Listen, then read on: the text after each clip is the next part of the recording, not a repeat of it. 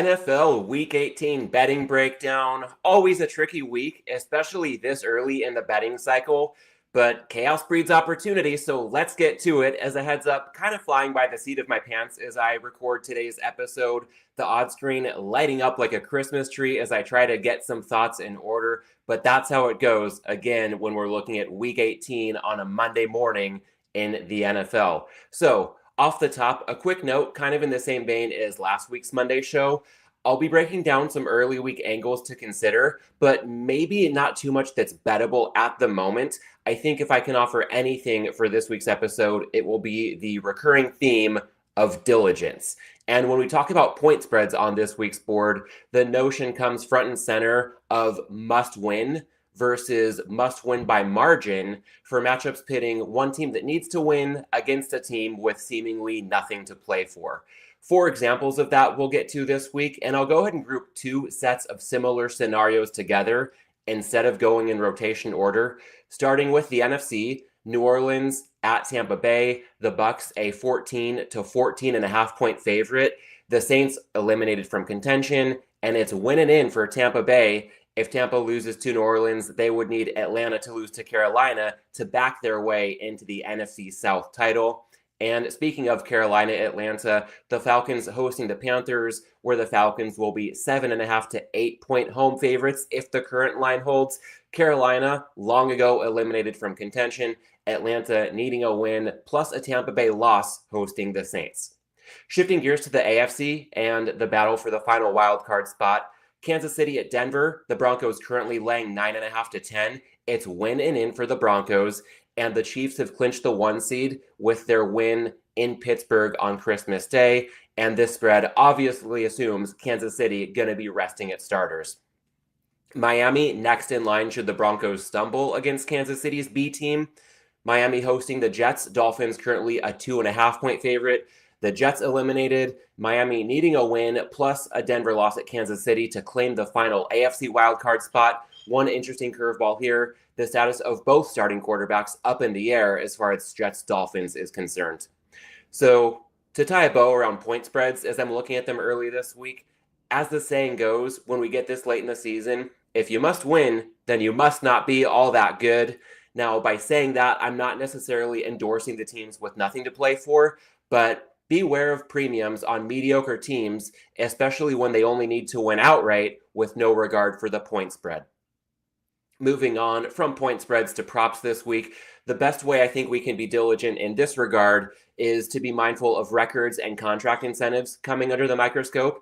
Now, this used to be an angle that was actionable to bet on players in pursuit of records or contract incentives, but for the most part these days, the cat's out of the bag to the point that it can be better to wait and then once we're closer to kickoff, fade some inflated lines at their peak. I'm going to be monitoring lines for Mike Evans and Courtland Sutton especially closely because those teams, the Bucks with Evans and the Broncos with Sutton, are fighting for their playoff lives. Now, Evans and Sutton are great players. They may well have monster games, but individual achievements are much more of an afterthought relative to their team's desperate needs simply to win their games outright and advance to the playoffs. Additional examples of incentives this week will be difficult not to hear about if you're on gambling Twitter or in some cases even casually consuming anything mainstream across what David Malinsky referred to as the sports mediaverse. I do, however, have one actionable prop, and that's going to keep us in week 17 for the audience tuning in live or before Monday Night Football. Looking at Detroit, San Francisco, shortest touchdown under 1.5 yards. As far as the price is concerned, I'm seeing minus 165 at BetOnline, minus 175 at DraftKings, and I would consider that minus 175 to be my cutoff. Looking at the handicap here, total of 50. That's the second highest total of the week behind 50.5 for Denver, Cincinnati. And more points, good for the prospects of more touchdowns. More touchdowns, good for the prospects of at least one 1-yard touchdown. Looking at the matchup here beyond some of that high-level math, Detroit has been a meal ticket for this prop in recent memory, and it helps looking at their players, a dynamic offense behind a stout line, as well as the coaches. Dan Campbell's aggression, often going for it on fourth down. When some teams would attempt a field goal or punt the ball away, the Lions might get into a goal-to-go situation by extending drives via fourth down conversions. And a good complement to Campbell's aggression, I would say, is Ben Johnson being such a creative play caller in short yardage situations. There's also more appeal than before on the other side of the ball in Lions games. Their defensive injuries, quite unfortunate, but given the state of the Detroit defense, I think it's less of a surprise to see San Francisco generate some push when it has the ball in potential goal line situations as well. I will also note that while there's not a Week 18 price available yet for this prop, I think the same angle largely applies, for Detroit hosting Minnesota on Sunday Night Football in a game with a total of 52 to 52.5, the highest on the final regular season slate. And I'm planning to play shortest touchdown under 1.5 yards at minus 180 or better once we see that more widely available, again, for the Lions hosting the Vikings to cap off the regular season. When it comes to teasers this week, the best thing I think I can say is proceed with caution. I'm likely to bet more teasers on abbreviated playoff slates than this week, if I even have any teaser exposure this week. When it comes to piecing together who's out or who's in and for how long, I think we need to be careful about taking comments by coaches or players at face value, as they can often be more incentivized not to divulge their game plans. So I'll run through some typical teaser spots that would only warrant consideration with a hefty dose of caution this week. 6-point teaser lines, looking at New England plus 8.5 hosting Buffalo. But again, these are spreads that we want to be very mindful of teasing this week and probably avoid in most cases, not endorsing these lines. And here's why. In this first game, Patriots-Bills, New England already eliminated, Buffalo locked into the 2 seed. So not a lot that we can really gauge here in terms of the effort these teams will put forth. And also the spread of 2.5, shaded toward 3 at bookmaker in the Bills' favor. I prefer a cleaner cross through the 3 if I were to entertain teasing the underdog up to plus 8.5. Jets plus 8.5 against the Dolphins. We've already covered that one. Atlanta minus 2 against the Panthers. We've already covered that one as well. Looking at 6.5-point teaser options, Green Bay could be taken from minus 9 to minus 2.5 hosting Chicago. The Bears already eliminated. The Packers locked in as a wildcard team. So kind of like that Patriots-Bills matchup. Not sure what we're going to get from either team, and that adds too much variance to teaser legs that I would typically prefer to attack. Washington plus 3.5 hosting Dallas. The Cowboys obviously having been eliminated from contention. And Washington now all but locked in, if not entirely locked in, as the NFC's 7 seed. This one would also entail crossing through 0, but with a spread of Washington minus 3, shaded toward 3.5. We would be essentially crossing through that key number of 3, not once but twice, and getting 7 points for the price of 6.5. One more game that might often warrant more consideration here just based on a number standpoint. Arizona plus 7.5 hosting San Francisco. Both teams eliminated from contention. That can add some unwanted variance to the equation. And San Francisco also yet to play this week as they get closer to hosting the Detroit Lions on Monday Night Football. A 7-point teaser leg that might bring some appeal to a lot of bettors out there now that the outright point spread has really inflated. Denver can be teased down where they are laying 9.5 to the Chiefs to minus 2.5 as a shorter home favorite. We've already covered this matchup. But even if I wanted to tease Denver here, it takes 2 to tango, and I'm not currently seeing a viable second leg if I wanted to go ahead and put the Broncos in a 7-point teaser. There are a couple of teaser candidates on the board as it currently stands that aren't as clouded by questions around motivation. Looking at a potential 6-point teaser candidate, the Steelers plus 8 hosting Cincinnati on Saturday night. Now, the Bengals' motivation is clear. They need a win, and they need some help in the form of losses by Denver and Miami on Sunday to make the playoffs. But since they play on Saturday night, they're going to give a full effort knowing that they do still have a pulse when they take the field against the Steelers.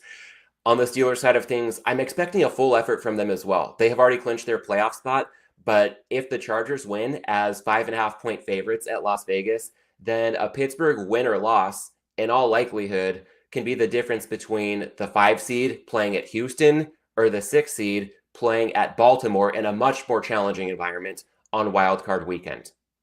A 6.5-point teaser candidate I'm keeping in the back of my mind for now as well. That Week 17 finale, Detroit can be taken to plus 3.5 at San Francisco. Similar to that Washington-Dallas game, we would be violating that golden rule of crossing through 0 in a teaser. But with this spread of Detroit -3 very heavily shaded toward 3.5, again, we're essentially crossing through the 3 twice and getting 7 points for the price of 6.5.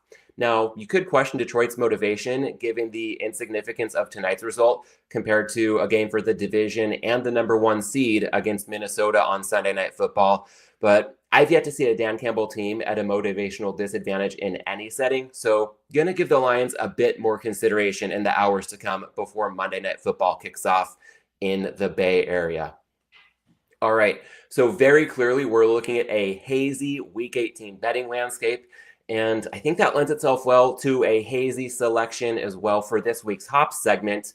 And that selection will be a new beer called the Chalice of Power. This is a double dry hopped hazy quadruple IPA. Similar to last week's beer I featured on the show, it's a collaboration between 2 powerhouse breweries, including my favorite, Green Cheek Beer Company out of Orange, California, with Brewhost Brewing out of Portland, Oregon. Chalice of Power clocks in at a whopping 12% ABV. It's saturated with Citra hops, plus a dab of Motueka hops to pair with the Citra.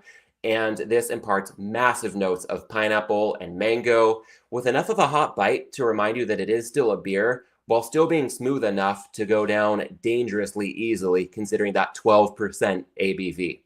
Full disclosure, until I tasted this beer on Christmas night, I would say I was skeptical at best about the quadruple IPA style, as the few previous examples I tried were either way too hot, and at 12% ABV, it's hard not to pack some heat in a beer, or they were way too sweet, which is a common brewing tactic to mask the excessive heat that could otherwise be attached to a beer of this style. But thinking of Chalice of Power as a beer that's both potent and balanced, it blew me away and just may go down as a trailblazer when it comes to tasting the next frontier in the hazy IPA game. Now, speaking of trailblazers, today marks David Malinsky's 64th birthday, and I thought about pushing this week's show to Thursday to get more clarity on a murky betting market, but commemorating Dave's birthday took priority, and frankly, this week's Malinsky Minute should provide more value than any betting breakdown I can offer. On April 14th, 2018, Dave left for a hike on Mount Charleston and didn't come home. He wasn't yet 60 years old, and he was in good health by all indications, but his passing was a devastating reminder that anything can happen anytime. My take-home message for this is to seize the moment and not live in fear, but also not taking life for granted at the same time. I think this applies every day, perhaps especially so during the holiday season and when honoring Dave on his 64th birthday, as he made more out of his 57 plus years than most of us could ever dream to make in 100. All right, that'll do it for this week. So from the betting to the beer to the nudge to savor every moment, I hope you found some value in this final episode of 2024. I'll be back next week with a guest to break down Wildcard Weekend. In the meantime, thanks for tuning in and have a safe and happy new year.